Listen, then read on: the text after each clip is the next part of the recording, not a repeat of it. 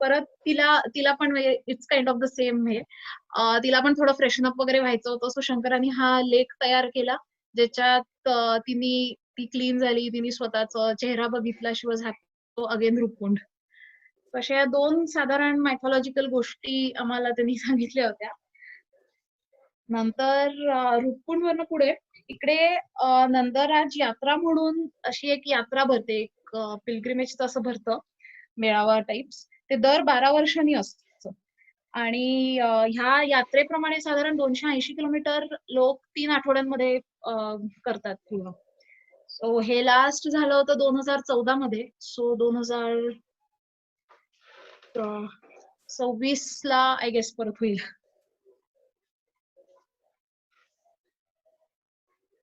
So हे actually photos मी थोडस confuse होते दाखवावेत की नाही, बिकॉज घरी मला ह्याच्यावरनं चांगलाच ओरडा बसलाय की हे असले काय फोटो काढून आणलेत म्हणून. पण ऍक्च्युली हा लेक ह्या बोन्समुळे खूप फेमस झाला, मिस्ट्री ऑफ दीज बोन्स. 1942 मध्ये एक ब्रिटिश रेंजर तिकडनं पास होताना त्यांनी ह्या लेक मध्ये आणि लेकच्या आजूबाजूला हे असे भरपूर बोन्स वगैरे पडलेले त्यांनी बघितले. सो इनिशियली ब्रिटिश सरकारचं किंवा लोकांचं एक असं म्हणणं होतं की प्रोबेबली जॅपनीज आर्मी इकडनं ह्या रूटवरनं जात होती आणि काहीतरी झालं असं नॅचरल डिझास्टर, ज्याच्यामुळे हे म्हणजे ते सगळे गेले आणि त्यांचे बोन्स इथे पडलेत. पण जेव्हा ऍक्च्युअल कार्बन डेटिंग वगैरे ह्या सगळ्या टेस्ट झाल्या, तर त्याच्यानंतर लोकांच्या असं लक्षात आलं की ह्याच्यात 2 जेनेटिक ग्रुप्सचे बोन्स सापडले आणि टोटल एक 300 ते 600 लोकांचे स्केलेटन्स इकडे असावेत असा अंदाज होता. सो साधारण 850 एडी ला असे काही लोक होते जे लोकल्स, त्यांनी सांगितलं शॉर्टर लोकल्स म्हणून. तर हे लोकल्स तिकडे त्यांच्या डोक्यात काहीतरी एक सर्क्युलर आणि खूप असं हार्ड ऑब्जेक्ट पडल्यामुळे, जे the size of cricket ball असं त्यांच्या सगळ्यांच्या डोक्यात पडल्यामुळे त्या सगळ्या अशा पूर्ण मास डेथ्स झाल्या होत्या असं म्हणतात. सो आता मग काय पडलं असेल तर आकाशातनं, म्हणजे ते हेलस्टोन्स, आईस बॉल्स अशी त्याला नावं दिली गेली. दुसरा जो जेनेटिक ग्रुप इकडे सापडला तो मेडिटेरेनियन युरोपियन लोकांचा एक अननोन ग्रुप होता आणि अर्ली 1800s चे साधारण त्यांचे हे स्केलेटन्स होते. आणि रुपकुंड मध्ये बी आपण मिस्ट्री म्हणू त्याला, एक किडा जडी म्हणून एक टाईपचं मशरूम मिळतं. सो तिकडे खूप मेडिसिन असतं, त्याला कॅटरपिलर फंगस असं पण म्हणतात. त्याचे खूप मेडिसिनल बेनिफिट्स आहेत, लाईक ते अँटी इन्फ्लमेटरी, अँटी ऑक्सिडंट, नंतर ते बीपीच्या ट्रीटमेंटसाठी, हायपरटेन्शनच्या ट्रीटमेंटसाठी वगैरे यूज होऊ शकतं. ते it's more of an energy booster. आणि असं म्हणतात की चायनीज रनर्सने ते घेतलं आणि they report a better performance on the tracks. Next इकडे आम्ही बेस कॅम्पला गेलो, तिथले हे 2 फोटो आहेत. तर बेस कॅम्प ह्याचा आहे लोहाजंग. तर आम्ही पुण्याहून दिल्लीला ट्रेननी गेलो होतो आणि नंतर मग न्यू दिल्ली टू काठगोदाम असं पण आम्ही ओव्हरनाईट त्या ट्रेननी आलो. आणि काठगोदाम वरनं लोहाजंगला साधारण एक 220 किलोमीटरचा ड्राईव्ह आहे आणि मग आम्ही इथे बेस कॅम्पला पोहोचलो. सो लोहाजंग बेसिकली, मग तिकडे आम्ही एक दिवस राहिलो होतो लोहाजंग मध्ये ऍक्लेमटायझेशनसाठी. तिथे अजान टॉप म्हणून एक आहे, तिथे आम्ही गेलो होतो. तिकडे असंच एक ते लातू देवी, एक त्यांची लोकल देवता आहे, तिचं टेम्पल आहे आणि तिकडे एक असा काइंड ऑफ ट्रेलर आहे, बेदनी बुग्याल किंवा अली बुग्यालचा एक छोटीशी व्हर्जन अशी तिथे आहे. तिकडे आम्ही ऍक्लेमटायझेशनसाठी गेलो होतो आणि संध्याकाळी आम्ही लोहाजंग मध्ये फिरलो होतो. तिकडे खूप छान छोटंसं विलेज आहे ते.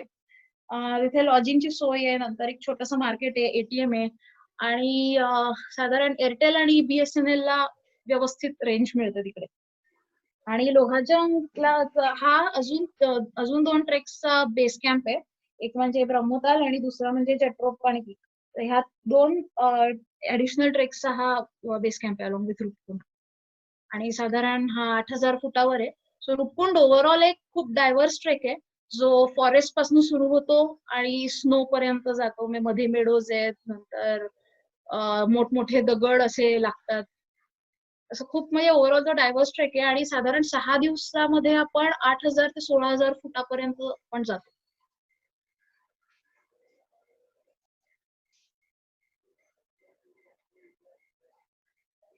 हो, हा आमचा डे 1 होता. इथे ऍक्च्युली बेदनी कुंडला जायला 2 रूट्स आहेत. एक वानवरनं जातो आणि एक हा दिडना विलेज मधनं जातो. सो आम्ही तो वानचा रूट घेतला नव्हता बिकॉज खूप जणांनी सांगितलं की तो प्रचंड स्टीप क्लाइंब आहे आणि आमच्या बरोबर काही एजेड लोक पण होते. सो आम्ही हा रूट घेतला होता. सो हा लोहाजम टू दिदना हा ट्रेल तसा खूप छान आहे. मस्त तिथे ह्याची ओकची वगैरे फॉरेस्ट आहेत आणि असा खूप छान हा ट्रेल आहे ओव्हरऑल. इथे म्हणजे खालच्या फोटोमध्ये जसे असे छोटे छोटे जसे हे काका क्रॉस करतायत तसं हा छोटे छोटे असे ब्रुक्स लागतात मध्ये, जिथे असे एका वेळेला एकच माणूस जाईल असे छोटेसे ब्रिज वगैरे बांधलेले आहेत. आणि असं ह्या जंगलमधनं वगैरे हे असं छान ट्रेक आहे, इझी आहे. फक्त शेवटचा जो दिदनाचा 2 किलोमीटरचा वगैरे क्लाइंब आहे दॅट मस्ट बी स्टीप. बाकी खूप छान ट्रेक आहे हा. नंतर मग इकडे हा राईट हँड साईडचा जो फोटो आहे ती एक दिदना मधली फॅमिली होती ज्यांनी आम्हाला फ्री मध्ये चहा आणि मॅगी दिलं. नाहीतर ह्या ट्रेक रूट वरती ऍक्च्युली एकच मॅगीचा स्टॉल होता जो बंद होता. तो आम्हाला फक्त इथे मॅगी खायला मिळालं.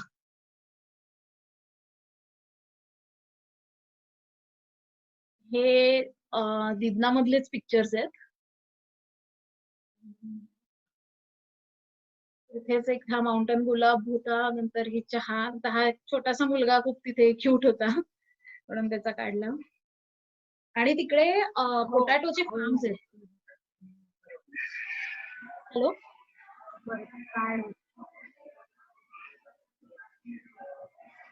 आणि तिथे पोटॅटोचे फार्म्स आहेत, त्याच्या स्टेप्स मध्ये फार्मिंग. अनिल तुम्ही म्यूट करू शकता का?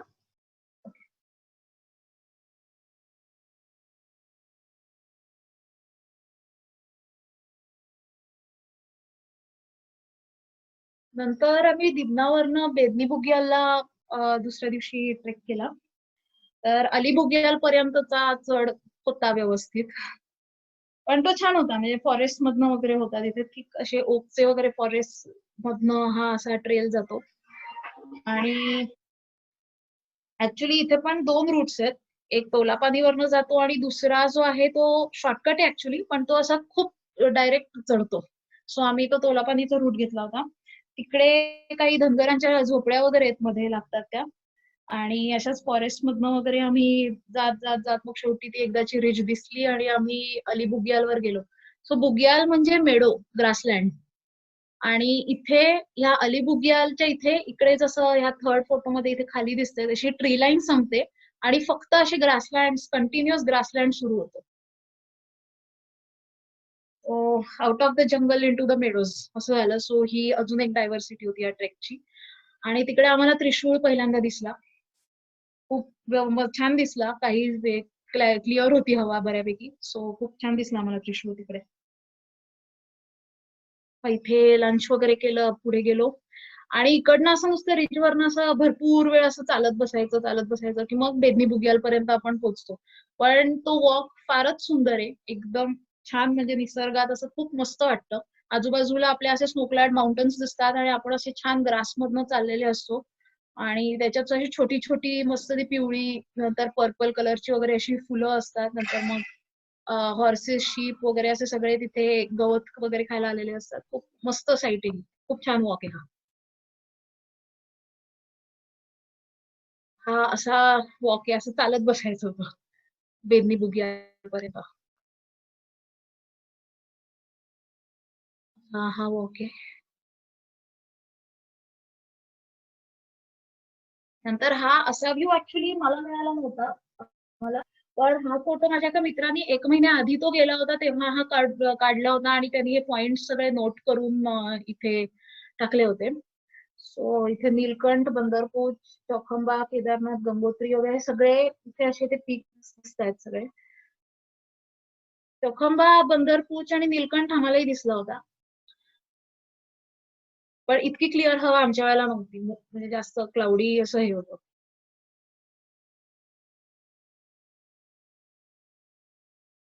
नंतर हा व्ह्यू बेदनी बुग्यालच्या आमच्या कॅम्पसाईट वरचा आहे. म्हणजे असं टेंट मधनं बाहेर पडलं की हा समोर एवढा छान व्ह्यू होता. हा त्रिशूळ आहे. आणि त्याच्यानंतर मग आम्ही बेदनी टॉपला फिरून आलो. तिथे मध्ये बेदनी कुंड आहे, म्हणजे कुंड म्हणजे एक असा लेक आहे बेदनीचा. तिथे फारसं पाणी नव्हतं, पण बेदनी कुंड म्हणतात त्याला. आणि तिकडे असं म्हणतात की ब्रह्मदेवानी तिथे वेद लिहिले असं आम्हाला त्या गाईडनी सांगितलं होतं बेदनी कुंडाचे. आणि दुसऱ्या एका वेगळ्या गाईडनी सांगितलं होतं की तिथे शंकर आणि पार्वतीचं लग्न झालं होतं, पण माहित नाही. तसा काही बेस नाहीये. आणि तिथे 2 टेम्पल्स आहेत. एक नंदादेवीचं आहे आणि एक लातूदेवीचं टेम्पल आहे. तर हे नंदादेवीचं टेम्पल आहे. ह्याच्यात 2 नंदादेवीच्या मूर्त्या आणि हा पांढरा शंख असतो.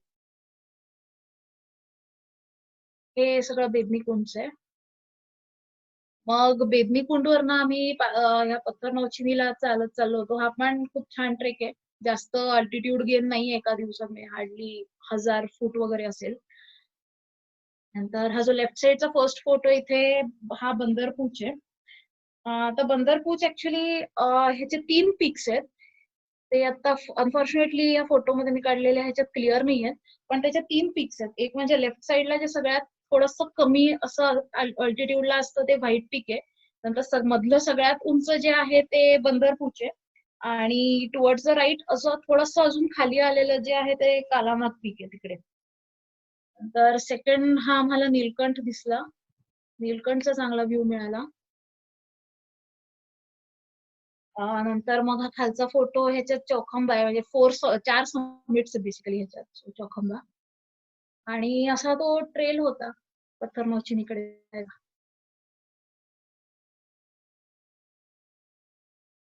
ही कॅम्पसाईट होती तिथे. इथे परत असं वेगळं दिसलं, लाईक तिथे आता भरपूर असे मोठमोठे स्टोन्स होते आणि प्रचंड विंडी होतं. खूप खूप जास्ती हवा होती तिथे आणि असे झोमरं वारं होतं, त्याच्यामुळे खूप जास्त थंडी वाजत होती. नंतर पत्थर नौचिनीवरनं जेव्हा आम्ही भगवा बसायला जात होतो तर तेव्हा इथे मध्ये हे कालू विनायकचं मंदिर आहे.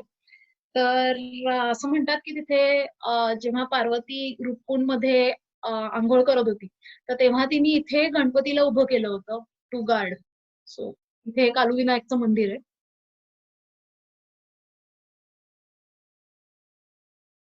तर असा तो ट्रेल होता. आणि इथे मात्र आम्हाला व्यवस्थित स्नो लागला भगवा बसायला. म्हणजे आम्ही लेट आफ्टरनून नंतर हवा प्रचंड बदलली आणि स्नोफॉल सुरू झाला. सो आम्ही टेंट्सच्या आतच होतो, उनो वगैरे खेळत होतो.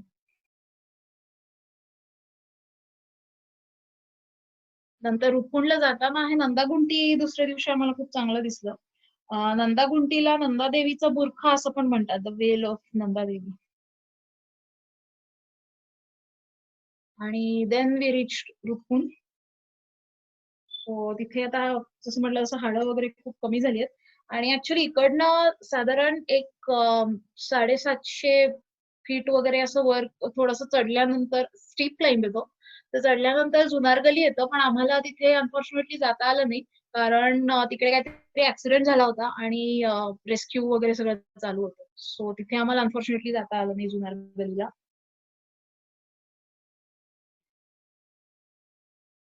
आणि नंतर मग आम्ही परत लोहाजंगला आलो व्हाया वान. आणि हा आमचा ग्रुप होता, पण अराउंड 38 लोकांमधनं आम्ही फक्त 15 लोक रुपकुंड पर्यंत ऍक्च्युली जाऊ शकलो विदाउट एनी प्रॉब्लेम्स.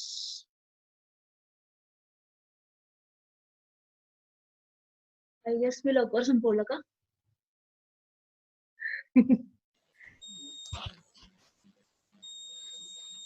सो मध्ये काहीतरी न्यूज मध्ये वाचलं होतं की रूपकुंड ट्रेक होऊ शकत नाहीये हल्ली कारण बुग्याल्स वरती राहायला ते परमिशन हल्ली देत नाहीयेत.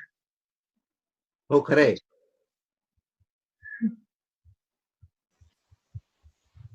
आणि तसं कंटिन्युअस करणं फारच ऑलमोस्ट इम्पॉसिबल आहे, खूप जास्ती येते. तुम्ही किती साली केलात हा ट्रेक?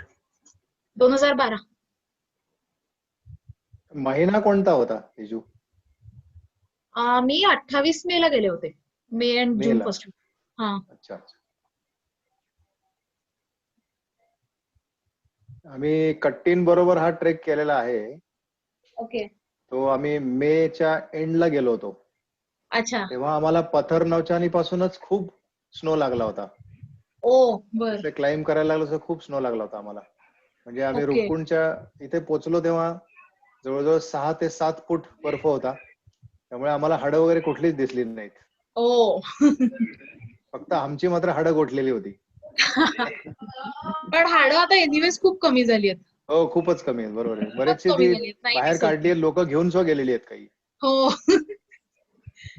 याच्यामध्ये मागे मी असाच एक स्लाइड शो केला होता IMA मध्ये. मला वाटतं बापट वगैरे त्याला आले होते बहुतेक. 2014 सालची गोष्ट आहे. अच्छा. त्याच्यामध्ये तेव्हा बरंच वाचन केलं होतं. तर तू जे मगाशी मेन्शन केलंस की त्याचं DNA सॅम्पलिंग पण केलेलं आहे. हो. पुण्यामध्ये जे आपल्या डेक्कन इन्स्टिट्यूट आहे तिथे डॉक्टर जोगळेकर म्हणून होतोय ते ओके. या प्रमोद जोगळेकर. हा त्यांनी बराच ह्याच्यामध्ये रिसर्च केलेला होता आणि नॅशनल जिओग्राफिकच्या टीम बरोबर ते गेले आहे तिथे. करेक्ट. हो, त्याच्यामध्ये नॅशनल जिओग्राफिकची कार्बन डेटिंग डॉक्युमेंटरी आहे. हो त्याची एक रिडल ऑफ द युट्यूबवर डेड वगैरे. डॉक्युमेंटरी पण अवेलेबल आहे. हो त्याची आहे. लिंक जमली तर मी नंतर शेअर करेन आपल्या ग्रुप ट्रेकर्सच्या याच्यावर. खूप सुंदर चालेल डॉक्युमेंटरी चालेल. आहे ती. 40 मिनिटाची डॉक्युमेंटरी आहे.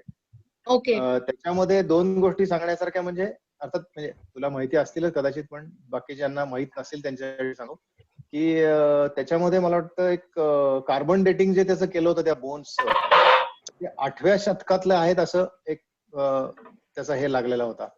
नंबर 1. नंबर 2 त्याचे जे DNA सॅम्पलिंग केलं होतं ते आणि त्याच्या तिथं चप्पल म्हणजे कोल्हापुरी आपली चप्पल जी आहे कोल्हापुरी चप्पल. तशा प्रकारच्या चपला तिथे आहेत त्या लोकांच्या पायामध्ये होत्या. तर त्याचं जे चित्पावन कोकणस्थ लोक आहेत त्यांच्या DNA शी खूप मिळतं जुळतं DNA सापडलेला होता. असं म्हणतात की शंकराचार्य जेव्हा ह्याच्यामध्ये गेले होते हिमालयामध्ये त्यांनी अनेक ठिकाणी अनेक हे मठ स्थापन केले. तर काही लोकांचा जथा जात असावा 8व्या शतकात. हिस्टोरियन जास्ती सांगतील, बापट जास्ती सांगू शकतील माझ्यापेक्षा. पण मी तेव्हा जे काही सर वाचलं बरोबर की आहे. तुम्ही बरोबर आहे. तसंच आहे ते. एखादा कारण ह्याच्यामध्ये लहान मुलांच्या पण कवट्या आहेत त्याच्यात, स्त्रियांच्या कवट्या आहेत. आहेत, घोड्यांच्या आहेत. त्यामुळे या सगळ्यांच्या तिथे हे आणि तू म्हणलीस त्याप्रमाणे बरोबर आहे की त्यांच्या बऱ्याचशा कवट्यांना छेद गेलेले आहेत, भोग पडलेली आहेत. हो. कदाचित मोठा हेलस्टॉर्म झाला असावं त्यावेळेस आणि ते सापडून सगळेच जण तिथे बिचारे त्याच्यामध्ये गेले असावेत सगळेजण. अडकले होते. हा. दुसरं म्हणजे आपल्याकडे जी कोपरी किंवा बंडी घालतात शेतकरी लोक मुख्यत्वे खेडेगावात अशी त्या लोकांच्या अंगावर सगळ्या मिळाल्या. ती जी त्याच्या बॉडी होत्या त्यांच्या अंगावर म्हणजे जशा कोल्हापुरी चप्पल फक्त ते आश्चर्य कसं तेच होतं की कोल्हापुरी सारख्या चप्पल घालून इतक्या उंचावरती ती मंडळी गेली होती आणि अंगामध्ये बंडी मिळाली त्यांच्या. त्यामुळे ती मंडळी महाराष्ट्रातली असावीत असं म्हणजे असं जोगळेकरांनीच सांगितलं की असं अनेक अंदाज आहेत म्हणजे त्यातला हा एक अंदाज आहे. कारण ओके. छान. पण आणखीन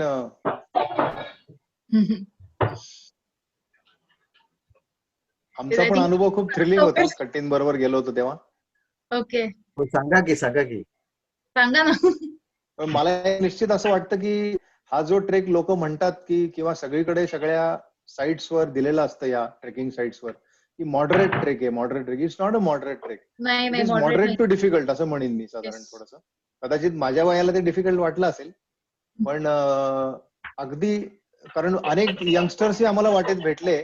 मला आठवतंय आम्ही पथरनचनीच्या साईडला पोहोचत होतो तर तिथे 2-3 जण मला मुलं भेटली. त्यातल्या एका मुलाला खूप उलट्या होत होत्या. त्याला अल्टिट्यूड सिकनेसच बसला होता. आणि जेव्हा मी डॉक्टरांचा एक ग्रुप आला होता. त्यातले एक डॉक्टरला तर he was frank altitude AIIMS बसला होता त्याला. त्याचं सॅच्युरेशन सुद्धा 66 होतं.